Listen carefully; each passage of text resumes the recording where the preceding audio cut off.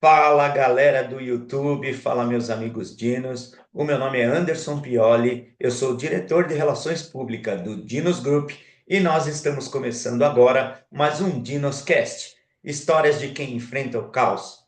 Roda a vinheta. Yeah, yeah, yeah, uh.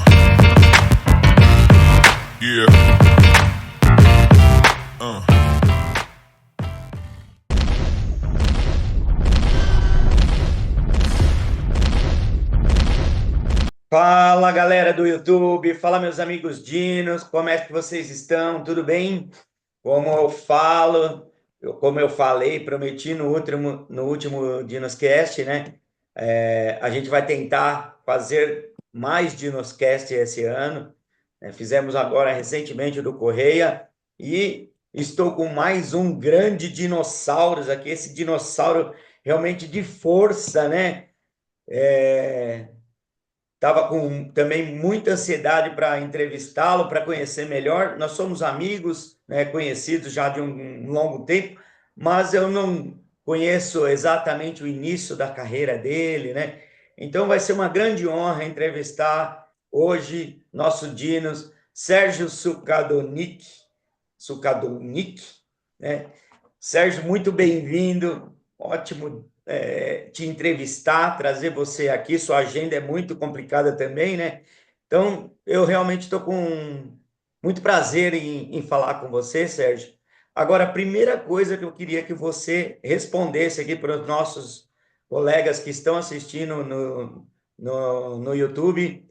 Sukadonic, como é que pronuncia o seu sobrenome? Que para mim é muito difícil, certo? Bem-vindo. Ok, bom, olá meus amigos, todos que vão nos assistir aí, Anderson, meu amigo aí de longo tempo também, companheiro Dino, Sukadounik, ou Sukadonic. Sukadounik. Ah, perfeito. eh, Meu avô veio da Áustria para cá, já falando um pouquinho, né, sobre a origem aí também, Exato. e a gente é descendente aí de famílias europeias, né, então meu avô veio para o Brasil, ele se casou com uma alemã, depois ela veio a falecer, ele acabou se casando depois com uma italiana. Então, Dona Uhum. Luisa Celestina Augustine Sukadolnik. Sukadonic. Isso. E Le- depois aí apareceu meu pai, que se casou com uma descendente de portugueses. Então, aí, os amigos todos desculpem, né?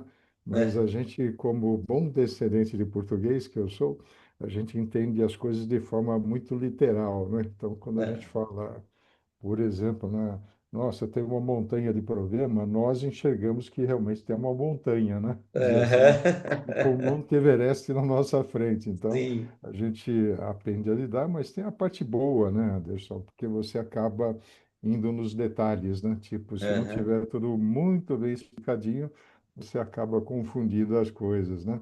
Mas Legal. a origem e a forma de pronúncia não é muito conhecida, né? A gente acha que a origem do nome é eslavo, né? E que realmente houve alterações aí, né? Tem alguns da família com nome de H, outro com nome de CH no final, Solonichi, por exemplo, né? Uhum. Uhum. Pode ser realmente aí uma derivação. Mas aqui, quando você chega no cartório no Brasil, aí o responsável lá por fazer a certidão coloca o nome que vem na cabeça dele, né? Aham. Mas isso mesmo, Sukadolnik está correto falar, muito bem. Tem muito Perfeito. pouca gente que acerta assim de prima, viu, Anderson? Eu arrisquei, né? Eu arrisquei. Mas, Sérgio, que ótimo, viu? Um prazer ter você aqui no nosso podcast hoje. 50 anos de experiência você tem, Sérgio, na área de logística, transporte, trabalhando em diversas associações. Eu queria saber, né, como é que começou isso?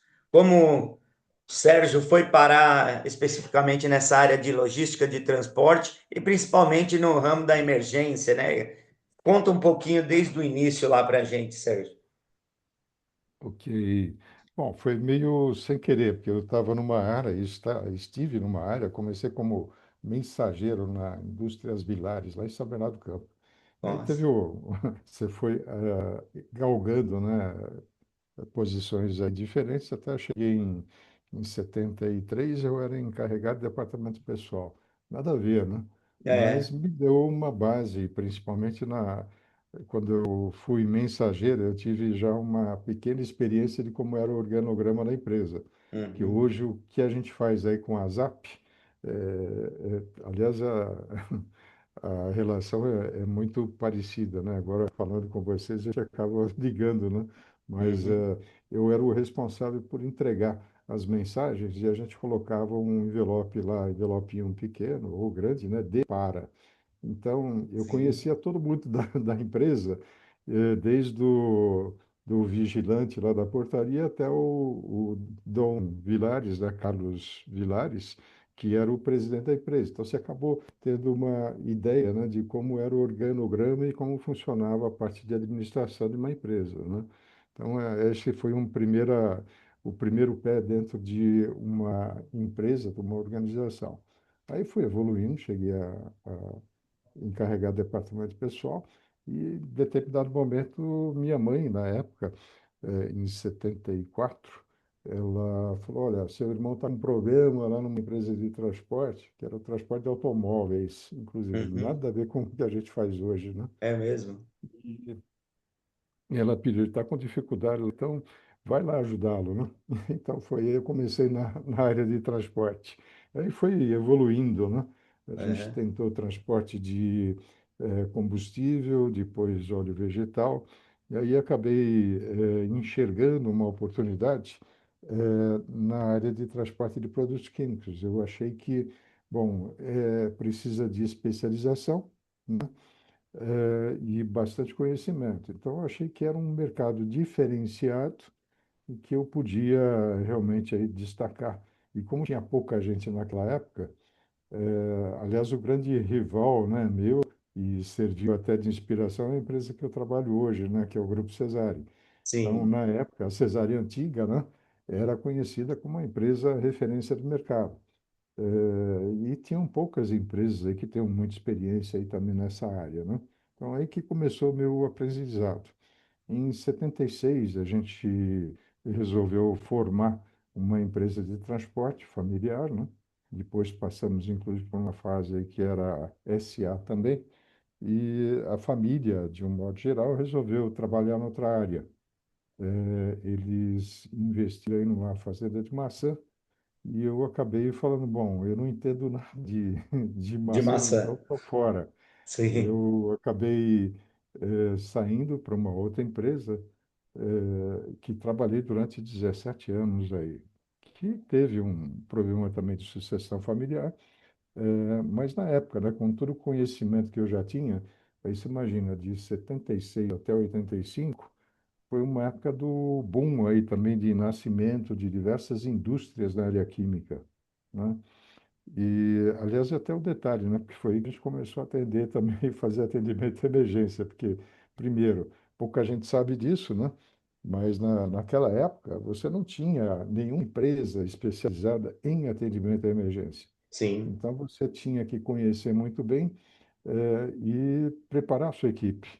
E eu acabei tendo que fazer isso porque eu não tinha opção. Então, em algumas ocasiões, eu fui junto com a minha equipe fazer o transbordo de carga. Em algumas ocasiões, né? Hoje o pessoal tem geradores aí também, né? Movidos a diesel, você tem bombas, você tem outros tipos de equipamento. Na época a gente não tinha nada disso, né? A gente Fazia na era raça, né? e a coragem. Aham. Então, em algumas ocasiões, você pegava lá um cabo de vassoura, pegava um facão lá, apontava ele, colocava no furo do tanque e vida que segue, Era amarrava um com batoque. corda, com borracha. Era o batoque na época. Aham. Ou, se precisasse fazer o transbordo da carga, você colocava a carreta em cima do viaduto, né? Que a carreta que estava vazando, e colocava outra embaixo e fazia a passagem da carga por Uhum. gravidade. Então, você Uhum. usava os meios que você tinha, né? Mas depois disso, trabalhei exatamente nessa outra empresa, que também acabou com um problema aí de sucessão familiar, já ela não existe mais, né? E depois comecei no Grupo Cesare, já atuando aí também na área comercial e agora, já há mais de 10 anos, atuando na área de relacionamento, né? Então, eu sou Relações Institucionais do Grupo Cesare. Bom, nesse meio do caminho, o que que aconteceu? A gente não conhecia nada e não tinha nenhuma escola, não tinha referência. Então você tinha que conversar e na época fiz grandes amizades aí no decorrer da carreira. Então eu gostava muito de conversar com vários amigos aí que são dinossauros também de outra área, né? Aham. Mas, por exemplo, você tinha como é que você faz o transporte de ácido sulfúrico, de soda cáustica, que era de onde praticamente todo no começo. Na época que eu comecei, inclusive, praticamente não tinha veículos aí, equipamentos em aço inox, né? A maior parte era aço carbono. Então, e começou por aí. Qual material é compatível com tal produto? E a gente foi desenvolvendo manuais. Na época tinha o IBP, que lançou algumas informações, né? Tinha alguns cadernos sobre soda cáustica, sobre sulfúrico, que eram materiais que o pessoal compilava, né, de produtos aí que existiam, ou melhor, com literatura que existia nos Estados Unidos, da Europa. E aí se fazia uma tradução pura e simples, né, para o português. A gente lia aquilo e tomava, ia fazendo a formação técnica nossa, né, em como você desenvolvia.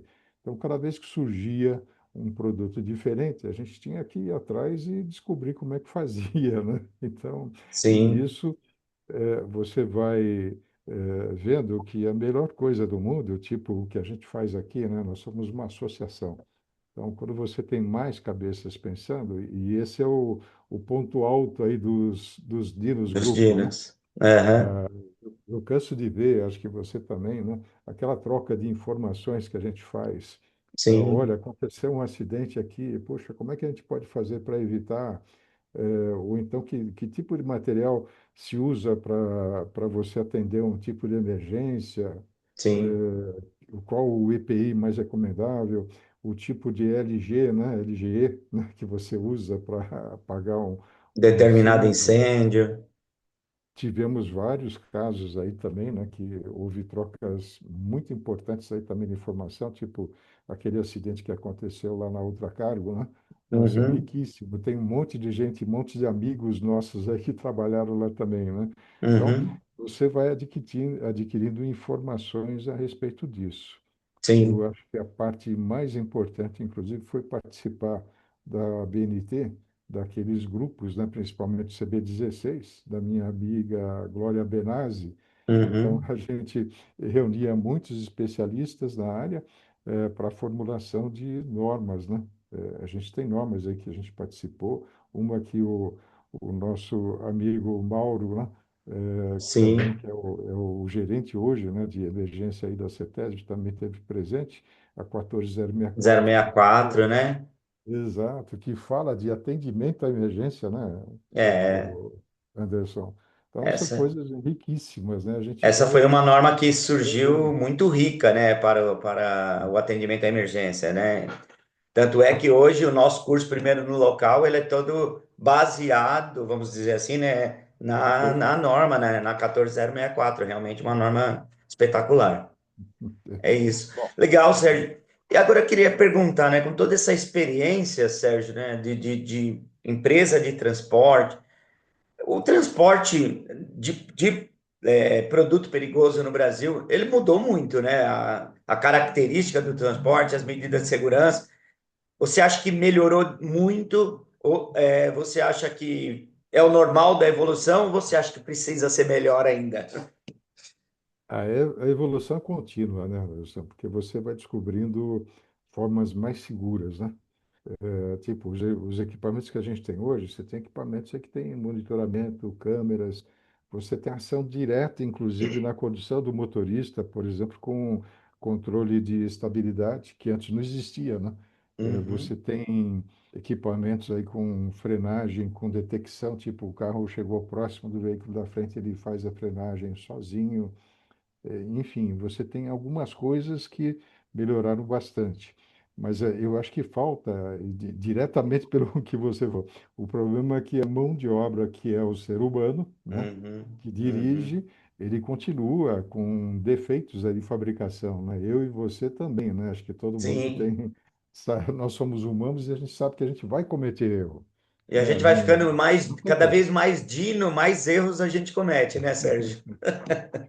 Sim, não, não, aí eu acho que é o contrário, viu, Anderson? É, Porque você vai adquirindo conhecendo mais e experiência. você vai respeitando mais e você sabe que você tem que trabalhar na prevenção, né? Então, eu quando estou dirigindo, às vezes você fica bem chateado, né? E a maior parte dos motoristas também, né? Você está com um veículo grande aí hoje com 74 toneladas de peso, você está deixando distância do carro da frente, daí vem um carro de passeio, passa na tua frente e acende os faróis lá de freio, né? As É, lanternas de freio. Aí você sim. deixa mais distância, daí a pouco vem outro, você é obrigado a fazer a mesma coisa. Mas são, além de tudo, né? Essa, eu acho que a gente melhorou na parte dos motoristas, principalmente, quando a gente instituiu o curso MOP, é um Uhum, exemplo, né, de evolução, antigamente não tinha. Você não sim. tinha nenhum aprendizado de como você lidar com a situação de emergência, transporte de produtos perigosos, por exemplo, né? Então, é obrigatório. Hoje o motorista ele tem que conhecer aquelas noções básicas, né? Simbologia, o que que significa os riscos, né? Também que estão envolvidos, e principalmente, né, nas empresas melhor organizadas. E a Cesárea é uma dessas, uma referência no mercado. A gente tem, inclusive, uma universidade corporativa, a gente tem uma série de treinamentos voltados para o motorista, que é exatamente para você aprimorar os conhecimentos dele e dar essa informação a mais, né, do que tem no mercado.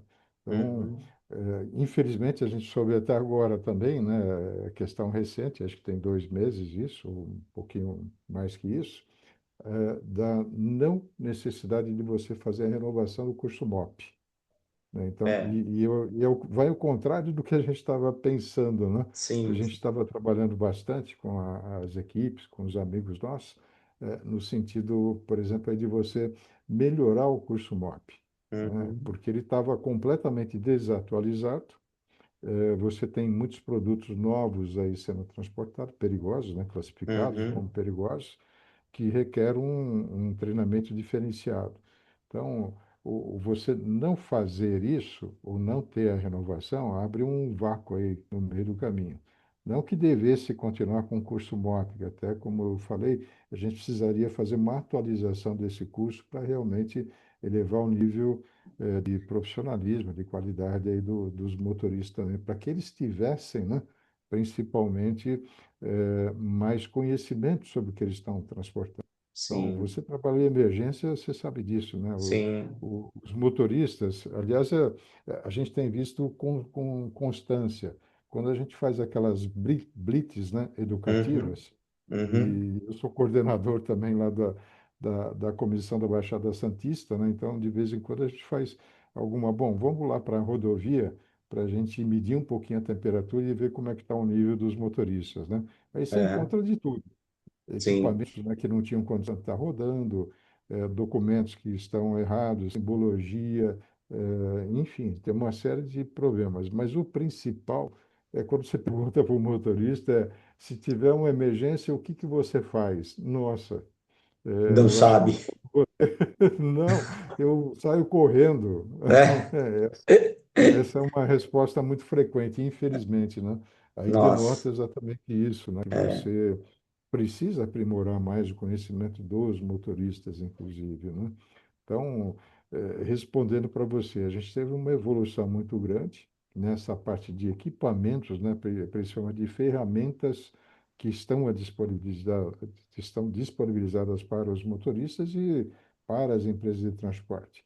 Então, hoje você tem, olha, o último levantamento que a gente fez, eu não vou te dizer o número correto porque está sempre mudando, né? Mas uhum, você tem mais de 400 documentos legais que você tem que seguir para o transporte de produtos perigosos. Pouca meu gente sabe disso, Deus, né? que Mas é loucura. muita coisa. Pois é. É, E como é que você consegue, né, fazer toda essa atualização? E daí, inclusive, a participação minha também na ABTLP, que é a Associação Brasileira de Transporte e Logística, né, de Produtos Produtos Perigosos, perigosos. para você ter um local para você estar atualizando, né, as empresas nossas lá associadas a ter realmente um conhecimento mais aprimorado de como você faz isso. Eu não estou Uhum. dizendo que está errado ter tantos documentos dessa forma, mas você precisa realmente aí ter uma formação e treinamento adequado para isso, né? É. Então, Não é você difícil, está. não é fácil controlar todos esses documentos, né? E seguir, né? Principalmente seguir o que esses documentos pedem, né? Então, eu Pois é. imagino que é uma loucura mesmo para o transportador, né? Bom, mas dentro disso que você falou, tem várias, vamos dizer assim, vários direcionamentos para essa pergunta que você fez. Principalmente, o que que originou todos esses documentos aí de transporte que a gente está falando? Bom, nós enxergamos, isso foi em 1982, mais ou menos, que por conta de acidentes que aconteceram aí pelo mundo, você teve lá a Bhopal, na Índia, né, que era aquela parte lá de manuseio, houve muitas mortes, né? Uhum, Mas no Brasil, tudo deu o start quando a gente começou com aquele acidente lá em São Sebastião, no mercado de São Sebastião, no Rio de Janeiro, que é o conhecido como pó da China, né? Acho que todo uhum, mundo lembra um pouco disso. sim. Duas pessoas, um motorista, acho que o ajudante, estavam fazendo a descarga desse produto, que é um pó, ele estava em sacos, né? E não existia preparo nenhum, nem sinalização, absolutamente nada. Os dois estavam descarregando, né, o caminhão. Um dos sacos se abriu, eles se contaminaram e acabaram falecendo. E depois teve outras consequências também de pessoas que ficaram afetadas a vida toda por conta disso. Aí nós, ou melhor, todos que estavam envolvidos, inclusive parte do governo, partimos aí para fazer a legislação para o transporte de produtos perigosos, né? Então, houve uma primeira que não foi bem aceita em 83, mas em 1984 seguiu aquele decreto, o 96044, Uhum, e todo mundo fala, bom, mas teve muitas renovações em cima, assim, mas aquele decreto que foi assinado, inclusive, na época, presidente José Sarney, é o que está invalidado até hoje. Ele não foi revogado. Aquele é a Bíblia, né, de todo o começo aí de você fazer a regulamentação do transporte de produtos perigosos. E dali ele instituiu que o transporte seria regulamentado, né? E dali é que começou a surgir toda a legislação.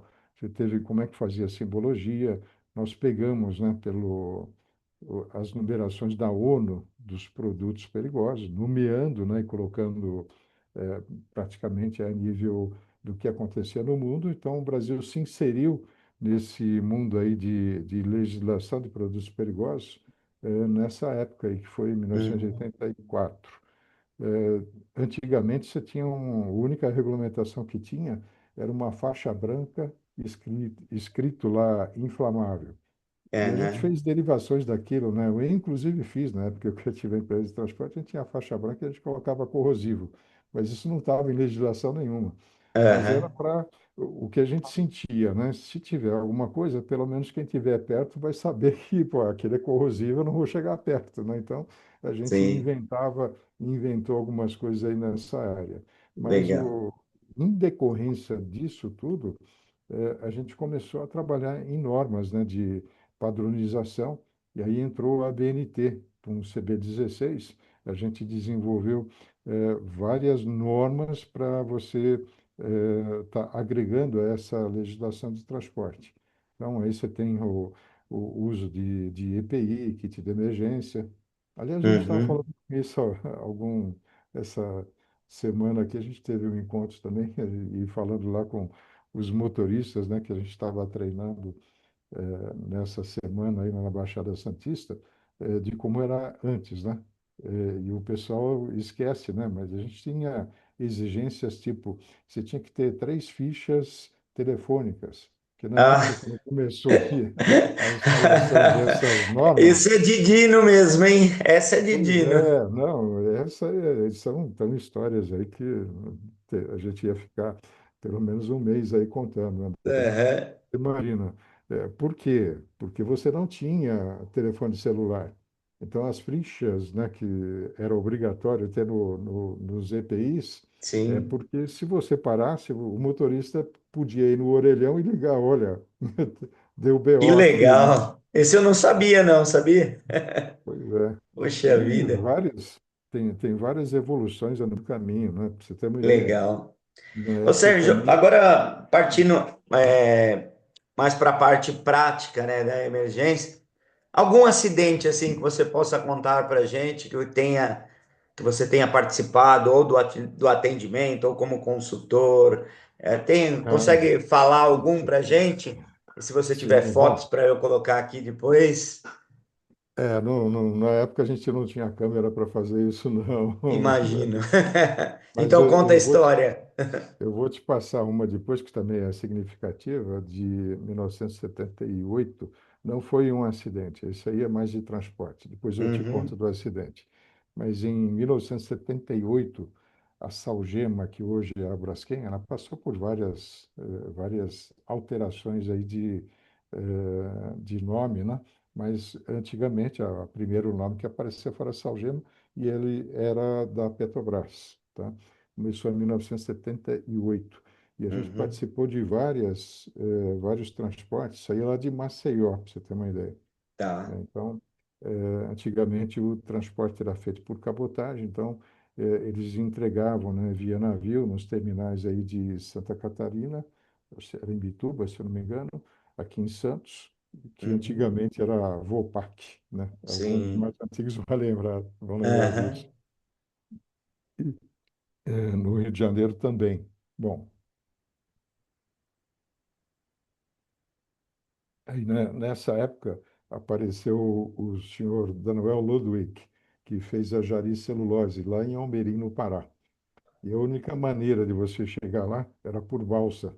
hum, Então os caminhões carregavam em Maceió, iam até Belém, e eu tenho foto dessas balsas, né? Você colocava 10 conjuntos, então eram carretas de aço carbono, e os caminhões eram 111, o LS 111, em 1976, na época. Era até uma frota nossa. mais até atualizada. Então, eles iam até Belém, aí ficavam 4 dias, né, para subir lá o rio e 3 dias depois para voltar. Então, era uma viagem que demoravam 15 a 20 dias aí para você fazer o percurso todo, né? Então, É, esse foi bastante emblemático. Foi um dos primeiros. Aí eu comecei a entender um pouco o que era o transporte multimodal. Na época sei. na época não se fazia isso e a gente começou com o transporte de produtos perigosos. Acho que foi dos pioneiros aí nessa época também. Então a gente tinha que montar toda uma logística, né? Porque você tinha que deixar os motoristas, né, nessa linha. Então você tinha uma periodicidade que você deixava os motoristas trabalhar, por exemplo, 2 meses. Depois eu fazia a reposição deles, aí os motoristas vinham para São Paulo para ficar com as famílias, a gente mandava outros para ir continuar as viagens lá. Então, períodos aí de logística, né, que Uhum, você tem que lidar com a situação conforme ela surge, né? Então, sim. eu desenvolvi aí bastante essa parte de logística por conta da necessidade também, né? Mas nessa época, acho que foi 1979, eu tinha um acidente aí que foi muito marcante. A gente carregava aço da casca no Rio de Janeiro e ia para um cliente lá em Ouro Preto, Minas Gerais. Então, você passava pela BR 40, né? Que tinha aquela serrinha de Petrópolis para você acessar lá a área lá de Belo Horizonte e Ouro Preto. Bom, Uhum, mas num desses transportes, o motorista acabou caindo num barranco carregado na Serra de Petrópolis. Até hoje ninguém entendeu como é que ele conseguiu capotar aquele veículo, né? é. Porque era quase impossível de acontecer, mas aconteceu. Mas isso era uma sexta-feira, véspera de carnaval. Então você imagina, Sempre é é, assim. você está acostumado com isso. Bom, Sempre. e naquela época você não tinha recursos, né? Então eu tinha um gerente de filial no Rio de Janeiro. Quando me informaram, né, do acidente, a gente acionou, né, guincho e tudo mais para fazer a remoção na carreta e também já liguei para os locais lá onde os motoristas paravam e aí era exatamente dessa forma, né? Você tinha o telefone do posto de gasolina onde você sabia que tinha um motorista aqui, a gente já tinha aquela... Eu não sabia que tinha esse nome na época, né? Mas era o nosso rotograma, né? O ponto de parada já estava pré-estabelecido porque Sim, a gente já tinha consciência, já que tinha que fazer um bom gerenciamento disso, né? Daí apareceram um monte de outros nomes, né? Mas na época não tinha, você fazia isso, mas não tinha nomeado, né, como que era esse gerenciamento de risco, mas a gente já fazia, tá, Anderson? sim. Você imagina, né, 5 horas da tarde, olha, o caminhão tombou, vocês têm que vir para cá, né? E eu tinha um dia Sexta-feira de carnaval. sexta-feira, né? Poxa, os únicos dias que eu tinha de folga é que a gente trabalhava de segunda a segunda, né? Não tinha dono de empresa de transporte trabalhando com uma quantidade de pessoas muito reduzida, você fazia tudo, né?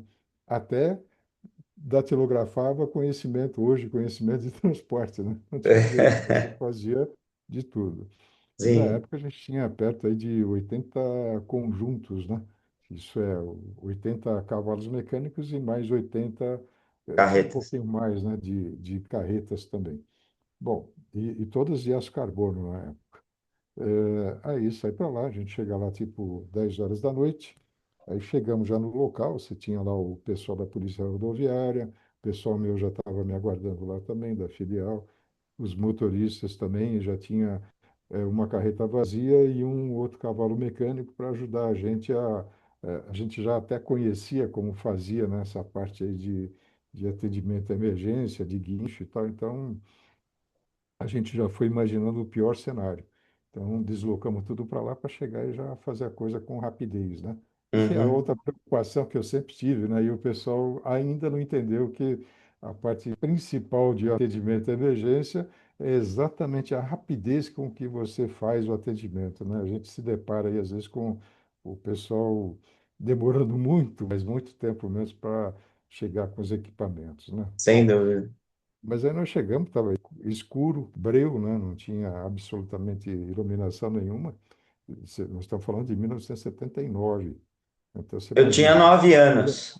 olha os recursos que a gente tinha, né? Isso era quase zero, né? Você se Sim. virava e tinha que se virar com o que você tinha. Bom, aí o policial, tentamos de toda maneira para falar para ele, olha, a situação está tranquila aqui agora, a gente pode fazer, iniciar aqui, se interrompe lá a entrada, né, da rodovia e a gente consegue, acho que em umas 2, 3 horas no máximo a gente consegue fazer isso, porque estava tudo pronto lá, guincho, Uhum. pessoal nosso, tudo bonitinho. E o policial não quis saber de jeito nenhum, Anderson. E não, vocês só vão fazer isso amanhã com a luz do dia. Poxa, mas amanhã é véspera, né? Nós estamos numa sexta de carnaval, É um sábado de amanhã cedo. carnaval. Os cariocas todos vão querer ir para Petrópolis, né? Que é normal. A gente vai para a Sim, praia e eles saem da praia, né? É o sim, contrário, eles vão para a serra fazer para a turismo, Serra.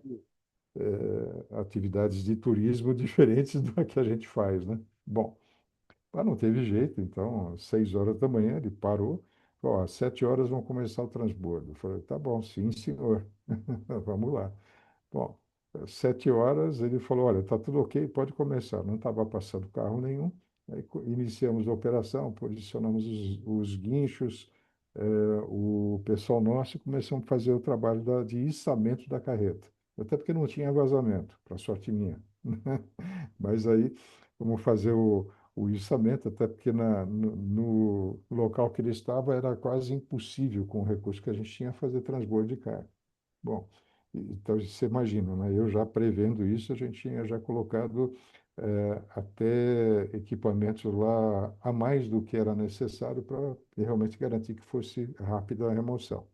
Bom, mais ou menos já quando a gente estava tudo reposicionado, 7h30 começou a aparecer o primeiro carro, apareceu o segundo, lá para umas 7h30 da manhã, mais ou menos, já tinha uma fila de carros que devia estar, a gente não sabia, mas tinha pelo menos mais de 500 metros já de carro. E o Uhum. pessoal todo Começou a sair do carro, subi em cima, tinha umas muretas, né, também, né, que o veículo estava embaixo, e o pessoal começou a xingar todo mundo lá. Putz, Então difícil. foi uma situação muito difícil, a gente achou que ia sair dali linchado, viu? Então Ai, caramba. foi solicitado reforço para a polícia também, né, para deixar a gente em condição segura. Então, nesse dia, minha mãe nunca foi tão xingada na vida, pior que juiz de futebol, viu, Anderson? Acho que realmente Ah, aquele que dia eu legal, paguei Sérgio. todos os pecados. Legal, muito boa a história. Realmente a gente passa por cada situação nas emergências aí, né, Sérgio? Às vezes acaba achando que até que vai apanhar mesmo, né? Ô Sérgio, agora eu queria saber, né? A gente está partindo já para um momento mais para o final da nossa entrevista. Você, além de trabalhar na Cesare, faz parte, como você já disse, né, da ABTLP, faz parte da ABNT, CB16, faz parte é coordenador do APEL, né, de Cubatão, né? E eu acho que deve dar um trabalho enorme ser coordenador do APEL do município como Cubatão. Eu queria que você falasse assim a importância desses grupos, né? E também realmente quão grande é esse trabalho, né? Sai frutos mesmo dessas comissões. Ah, você participa da comissão de estudos de acidente também no transporte rodoviário, né? É, realmente é produtivo isso, né, Sérgio? É bom o trabalho, é legal, você gosta? Como que é? Bom, antes de mais nada, a gente precisa falar um pouquinho também da dedicação e você precisa gostar do que está fazendo, né? Assim Exato. como você, tenho certeza, tenho os montes de colegas nossos aí que a gente admira e trabalha já há bastante tempo.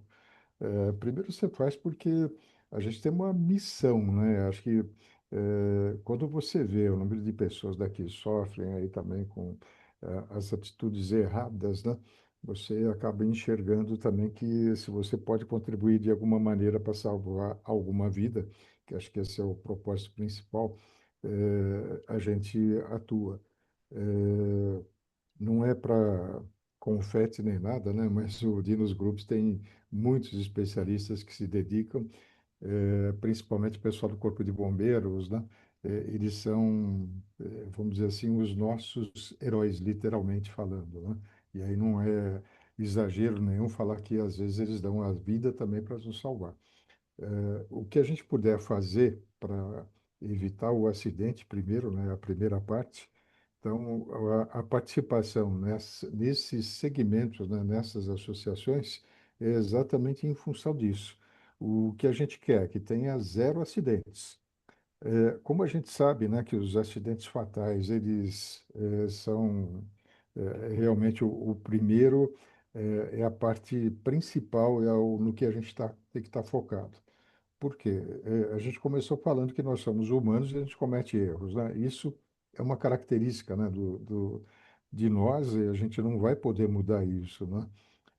Então, o que você pode fazer? Vamos priorizar, então, as ações para que os acidentes graves e principalmente os fatais não ocorram. Então, eu participei já de cursos aí, tipo Visão Zero, que tem exatamente essa máxima, né? Vamos tratar e evitar os acidentes fatais e os acidentes graves que podem ter consequências maiores. Essa introdução é exatamente por que participar dessas associações e todo esse conjunto de agendas, né? Aí o pessoal às vezes pergunta, bom, mas você fica em muitos locais ao mesmo tempo, né? Mas para mim é uma paixão, a gente se dedica a disso com bastante empenho e o conhecimento, e você poder passar esse conhecimento para as outras pessoas, eu acho que é o principal objetivo. Então, aí você tem a BNT, né, o CB16, que a gente compila normas, tem diversas delas, né? Um exemplo, a gente teve alguns acidentes aí com o HF, né? O ácido Uhum. fluorídrico, Sim. que é carregado em carreta de alumínio. Aí entra um pouquinho daquela história que eu te contei, né? Como é que você sabe qual tipo de equipamento, qual produto? Então, tem Uhum. todo aí um aprendizado em cima disso. mas houve uma falha de operação ali na hora da descarga, né, do equipamento. Então, dali a gente tomou algumas ações. O primeiro foi exatamente como eu conheço o pessoal da BNT do CB16, foi bom, vamos. A norma, inclusive, que tratava desse transporte não tinha sido revalidada, ela tinha sido cancelada. Então, nós retomamos, fizemos a Uhum. norma, já estabelecendo os cuidados, já como você faz o manuseio desse tipo de produto, né? Então, daí a importância, respondendo exatamente a tua pergunta, por Sim. que participar dessas diversas associações e esse emaranhado aí de agenda também dedicadas aí ao atendimento aí desse tipo de manuseio de transporte. No caso desse produto especificamente, né, inclusive aí eu até acabei falando erroneamente, o que a gente reviu a norma foi de o ácido nítrico O fumegante, nítrico fumegante, já que que estava você na lembrou. Imigrantes, né? Que não Tiveram tem uma nada a sequência ver de com. acidentes ali, né? Exatamente, Sim. exatamente. Então, nós refizemos, ou melhor, nós partimos do zero, né? Que essa norma tinha sido cancelada, então a gente fez do zero, já estabelecendo já como é que você faz a dica de contenção, que tipo de EPI tem que usar, na emergência, né? Como é que você pode proceder. Como ele trabalha com pescador e você tem que injetar, né, a pressão dentro do tanque, normalmente com nitrogênio, você tem que ter uma forma de você fazer o estancamento, né, dessa injeção de pressão para você evitar um tipo aí também, qualquer tipo de emergência, ou melhor, numa emergência você poder atuar e interromper o processo de descarga, né? Então, esse é Uhum. só um dos exemplos, né? Mas você falou de coordenação do APEL, não, eu coordeno o Transapel. Ah, O Transapel. Apel, o Apel, inclusive, é um outro amigo nosso, né, que é o É. Manuel Dubra, O que é Dubra, o que exatamente. coordena, e a gente está partindo já também para, se a gente tiver sucesso, a gente vai iniciar também o Apel do Guarujá, que Ah, é outra parte legal. importante na Baixada Santista também, né? Mas por que o Transapel? Você tem uma rodovia ou várias rodovias lá, tipo Imigrantes, Anchieta e principalmente a Cônico Rangoni, que Aham. passa lá em frente o principal polo industrial da De Baixada Cubatão. Santista, que é Uhum. Cubatão, né? Então, tem É. diversas empresas ali. Você tem amônia, cloro, ácido nítrico, ácido sulfúrico, enfim, você tem uma infinidade de produtos que são matérias-primas, né, da indústria para fabricação de diversos outros derivados aí também, né? Mas, enfim, é necessário porque você precisa deixar a população preparada se caso tiver um acidente. Um exemplo, né? A gente teve alguma frequência também com acidente transportando etanol, né? Uhum. E a comunidade ou as pessoas que estão ao redor, elas não sabem, mas você imagina você passar com uma moto, né, num local que tem derramamento de etanol, ele pode causar algum Uma desastre ignição. absurdo, né, por conta disso. Se a Sim. população tiver consciência, então você pode evitar aí um dano maior. Então, é Uhum. nesse tipo, porque isso é importante, né? É exatamente para esses tipos de ação. Primeiro, você trabalha na prevenção, que no caso é essa comissão aí da CEMIL, né? Uhum. Secretaria de Meio Ambiente, Infraestrutura e Logística, que a gente discute como você tornar o equipamento mais seguro. E depois, agora recentemente, a gente criou inclusive os grupos técnicos, né? De Uhum. análise de acidentes. Você está comigo em alguns deles lá também, né? Sim, Para estamos. especificamente que a gente está tratando agora, que é muito essencial. A gente está vendo com constância.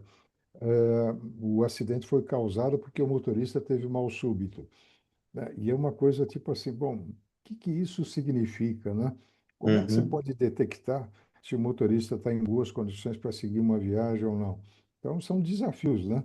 E É. quando você vai enxergando, né, que tem uma falha ou que tem alguma coisa que você pode melhorar, você atua. Daí a importância de trabalhar nessas diversas associações. Então, eu acho que esse é o ponto principal. A Perfeito. pergunta, Não, mas eu perfeito, né? também trabalho por exemplo, na Associação Brasileira aí da Indústria de Material Explosivo, na ANDA, que é de fusão de adubo, na AMA, né, que é misturador de adubo. A gente tem diversas outras associações, todas elas ligadas à área de logística e todas elas com problemas aí também de emergência, né? Por exemplo, na área de fertilizante, o nitrato de amônio, né? Que todos Sim, conhecem também, sim, sim. que é bastante, ficou muito conhecido por causa lá de Beirute também, né? É, Então você vê que a gente está fazendo um link exatamente entre essas associações focadas exatamente nessa área de logística e principalmente como é que você faz o atendimento à emergência. perfeito, Sérgio. Que legal. Dá para ver que realmente você é um entusiasta e você gosta mesmo do que faz, né? E realmente tudo que faz, faz bem feito. No Dinos Group também faz muita coisa bem feita lá. Então, realmente é um prazer. Sérgio, estamos caminhando para o final da nossa entrevista aqui, do nosso podcast. Para todo mundo que eu estou entrevistando, eu faço uma pergunta no final, que é para aquele técnico que está começando agora no mundo da emergência. Que palavras você poderia dizer para esse técnico? Bom, primeiro, aquele conselho que a gente dá para todo mundo quando está dentro do avião, né? Quando acontecer alguma coisa, põe a máscara primeiro em você para depois você atender quem está do seu lado. Então, Sim, primeira coisa, realmente, avalie a situação e se proteja para depois fazer o atendimento à emergência. Esse ponto é fundamental. E segundo, se você não souber, pergunte para quem sabe. é, busque informação, né? Exato, não Hoje tem temos forma. muita informação disponível, né, Sérgio? Sim, eu acho que, inclusive, né, o Dinos Group está aqui exatamente para essa troca de informação. Acho que é muito prazeroso quando a gente tem alguma dificuldade, a gente coloca isso nos nossos grupos, né? E a gente ouve as opiniões, a gente acaba formando uma ideia e tendo realmente uma forma de atuação melhor em função disso. Então, conhecimento, né? Realmente. Então, primeiro, segurança óbvio, né? Você tem que conhecer aquilo que você está fazendo, senão você vai se dar mal. Legal. Palavras finais, então, de Sérgio Sukadounik para esse podcast. A palavra é sua, Ok, Sérgio. tá bom. Bom, eu só tenho que agradecer ao Anderson e a oportunidade de a gente estar falando um pouquinho. É realmente muito pouco, né? Porque a gente tem, como você ressaltou no começo do nosso bate-papo aqui, 50 anos aí trabalhando só com produtos perigosos, né? Se for a área de transporte, você pode pôr mais dois aí. Então tem Nossa, muito tempo e a gente está sempre com essa missão, né? De passar o que a gente aprendeu para outras pessoas. Esse é muito importante e é a missão do Dinos Group. legal, Sérgio. Cara, muito obrigado. Prazer falar com você, realmente. Gostei muito de conhecer o início da sua carreira lá, como tudo começou. É, eu gosto muito de conversar com você quando a gente se encontra, uma pessoa muito séria, muito amigável, um bate-papo excelente. Então, realmente um prazer ter falado com você. Aos nossos amigos que estão aí no canal assistindo, prometo, a gente vai tentar trazer mais dinos aqui, cada vez mais, com um tempo mais curto, né, de intervalo entre um Dinocast e outro. A gente está trabalhando para isso. Sérgio, eu quero algumas fotos para eu colocar aqui no meio da sua fala, da sua apresentação. Muito obrigado, pessoal. Grande abraço, Sérgio, e roda a vinheta. Yeah. Uh. Yeah. Uh. Yeah.